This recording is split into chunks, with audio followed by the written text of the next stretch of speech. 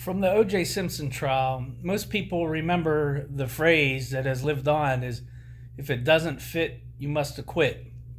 But I watched the whole thing. This is back in 1995, I believe. I watched every moment of that trial.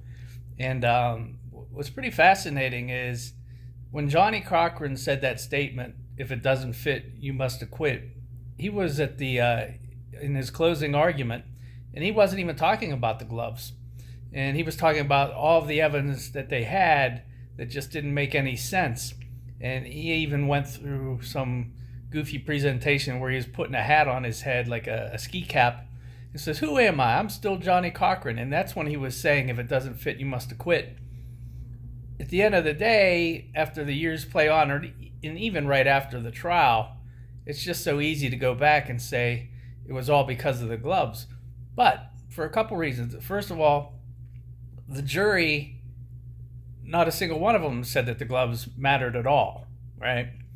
And so the other thing that was kind of neat, that I feel like I'm the only person that thought of this, but he can't be talking about the gloves when he says, if it doesn't fit, you must acquit, because it was gloves, plural.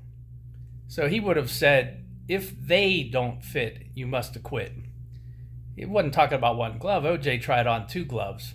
And the last thing I'll say about that is, and no one mentions this at all, so let's just say, for the sake of argument, that O.J. Simpson is innocent and he's being falsely accused of murdering his ex-wife, Nicole Brown Simpson, and Ron Goldman.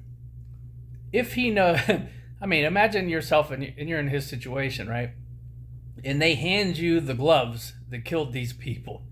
I mean, are you going to go anywhere near those things? I mean, you would recoil from those gloves. You wouldn't even want them within a foot of you, let alone, even though your hands were covered in plastic when he put them on, or covering, that you would never do that. But not a single pundit ever mentioned that. But that's like, everyone would have to agree with me on that there's no way the only person that would ever put those gloves on is the person who did it, who saw an opportunity to make it, to show the jury that the gloves didn't fit, which of course the whole thing was ridiculous anyways. But so just another fascinating part of that trial. I could go on and on. I'm gonna have a couple other videos on that probably too.